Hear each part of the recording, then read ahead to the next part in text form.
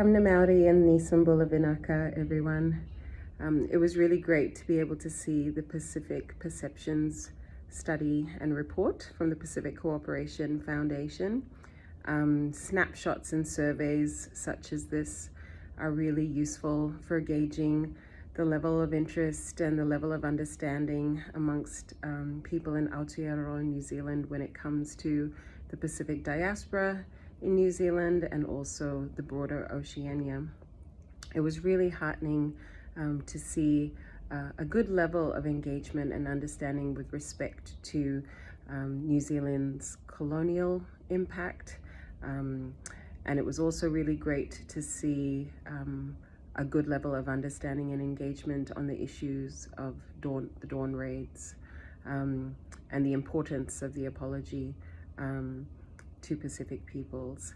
The report, however, did make visible a few gaps in New Zealand's understanding, especially with respect to Micronesia. So about 46% of those surveyed knew very little or understood nothing at all with respect to Micronesia. And it is important, I think, for people in New Zealand to think of the Pacific not just in terms of the realm countries or in terms of Tonga, Samoa, and Fiji, but also Melanesia and Micronesia and those islands beyond New Zealand's interest and sphere of influence. So with respect to Micronesia, very few people knew anything about it. And places like Nauru and Banaba in Kiribati are actually critical and important to New Zealand's history and particularly to New Zealand's agricultural development.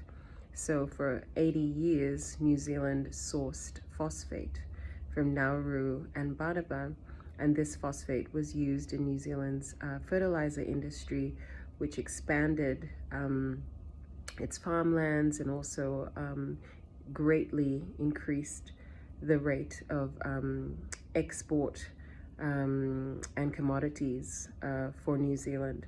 So understanding that part of New Zealand history is critical, not just in terms of that colonial relationship with the Pacific, but in terms of understanding that New Zealand has a Micronesian history, because both Nauru and Banaba are in Micronesia, and both were so critical to New Zealand's past and present.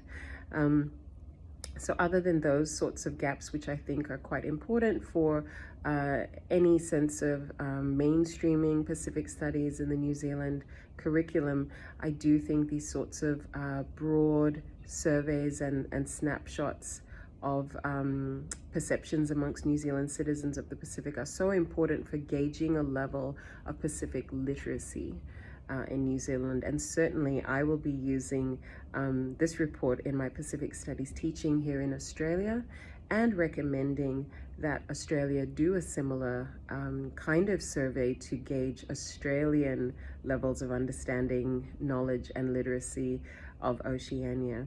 So Kampasin Rapa and Vinaka Vakalebusara for conducting this really important work, and I'm looking forward to seeing future reports that address some of these gaps I mentioned.